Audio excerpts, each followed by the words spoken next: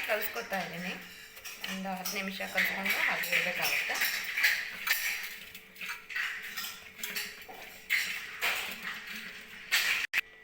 ಎರಡು ಕಪ್ ಆಗೋಷ್ಟು ಕಾಯಿ ತುರಿನ ತೊಗೊಂಡಿದ್ದೀನಿ.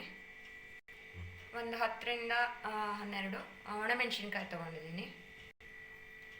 2 ಚಮಚ ಆಗೋಷ್ಟು ಬೀಜ ಅಂದರೆ ಕೊತ್ತಂಬರಿ ಬೀಜ ತೊಗೊಂಡಿದ್ದೀನಿ. ಒಂದು 5ರಿಂದ 6 ಎಸಳು ಬೆಳ್ಳುಳ್ಳಿ ತೊಗೊಂಡಿದ್ದೀನಿ. 1 ಚಮಚ ಆಗೋಷ್ಟು ಅರಿಶಿನ ಪುಡಿ ತೊಗೊಂಡಿದ್ದೀನಿ. ಸಾಸಿವೆ 1 ಚಮಚ ಬೇಕಾಗುತ್ತೆ. ಹುಣಸೆಹಣ್ಣು ಒಂದು ಸ್ವಲ್ಪ ತೊಗೊಂಡಿದ್ದೀನಿ. ಒಂದು 4ರಿಂದ 5 ಆಗೋಷ್ಟು ಜುಮ್ಮನಕಾಯನ್ನು ತೊಗೊಂಡಿದ್ದೀನಿ. ಈಗ ಸೇರಿಸ್ಕೊತಾ ಹೋಗೋಣ.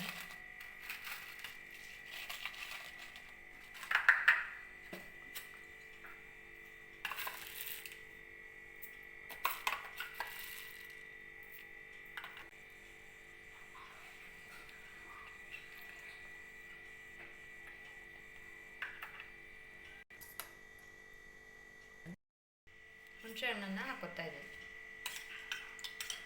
ನೀರನ್ನು ಸೇರಿಸ್ಕೊತೀನಿ. ಗ್ರೈಂಡ್ ಮಾಡ್ಕೊತಾ ಇದ್ದೀನಿ.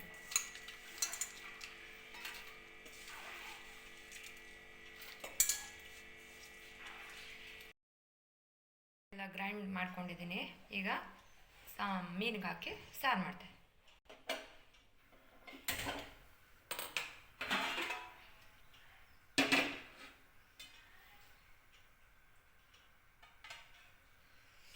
ಮೀನು ಚೆನ್ನಾಗಿ ಉಪ್ಪೆಲ್ಲ ಹೀರ್ಕೊಂಡಿದೆ. ಇವಾಗ ಮಸಾಲೆನ ಆ್ಯಡ್ ಮಾಡ್ತಾ ಇದ್ದೀನಿ.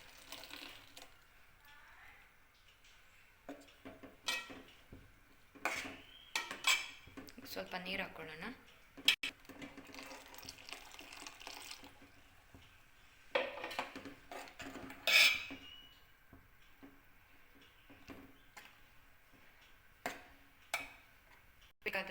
ರುಚಿಗೆ ಬೇಕಾದಷ್ಟು ಉಪ್ಪನ್ನು ಆ್ಯಡ್ ಮಾಡ್ಕೊತಾ ಇದ್ದೀನಿ.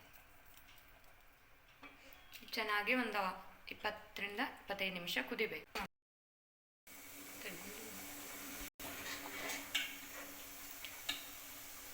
ಸಾರು ಇವಾಗ ಸರಿಯಾಗಿ ಕುದ್ದಾಗಿದೆ. ಗ್ಯಾಸ್ನ ಆಫ್ ಮಾಡ್ತಾ ಇದ್ದೀನಿ.